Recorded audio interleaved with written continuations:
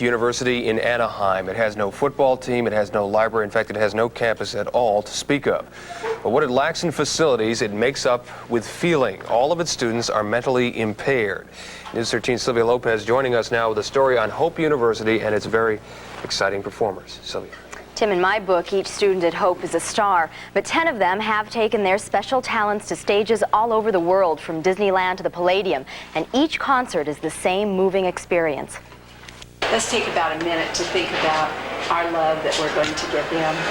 The concert is about to begin, but instead of getting nervous about their upcoming performance, the High Hopes take time out for a moment of quiet inspiration. Get them taters. Then it's showtime.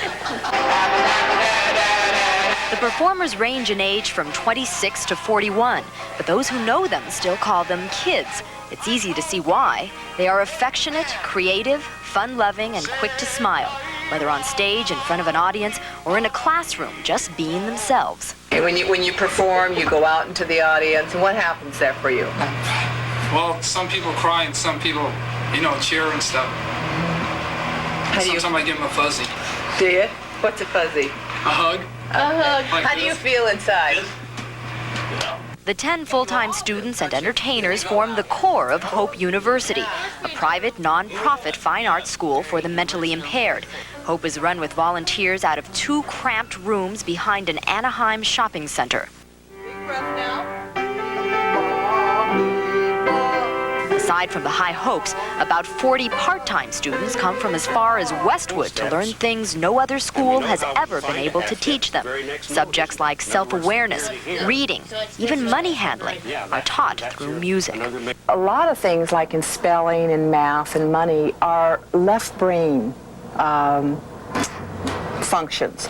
Music is a very right-orientated, and so we're pursuing things of left brain through the right brain. Because Mark is autistic, communication is a handicap, and this is giving him self-confidence, and it's helping him communicate more. He feels better about himself. One of the things that makes Hope University so special is that there's no other school or program quite like it in the whole world. Here, students learn subjects like reading and writing, the way most other students only dream about. It's a school where spelling sessions begin with songs the students write themselves. A school whose faculty is more like family. In fact, if it weren't for a soft-spoken and far-sighted woman named Doris Walker, many of the students would be institutionalized.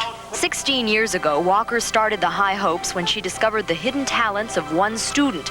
Then in 1980, she founded Hope University. The school's most seasoned performers are in the High Hopes, but Walker has added the Discovery Twirlers and singers as separate performing troupes. I've always loved music, and it's always a part of me. And without it, I think I'd be wretched.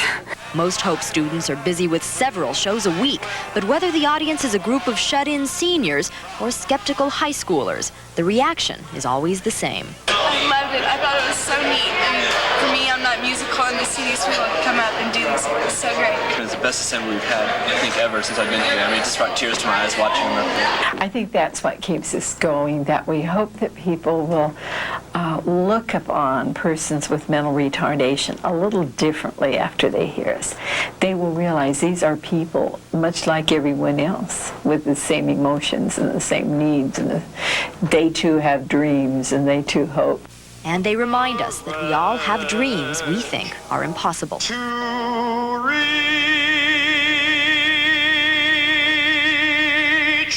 the unreachable.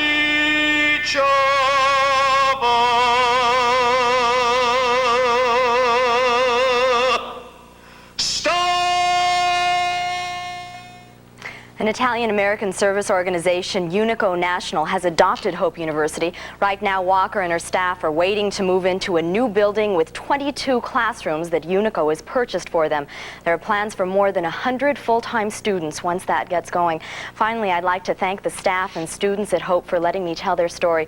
They're truly the most impressive group of people I've ever met. Jim, Wendy? I can believe that. Sylvia, this is such a wonderful school.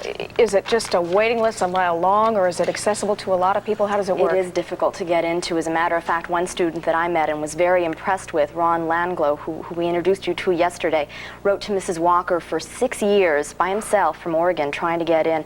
2 months ago, his wish came true and he has enrolled. Wonderful story and Sure is, very Sylvia. well told. Thank you, Sylvia.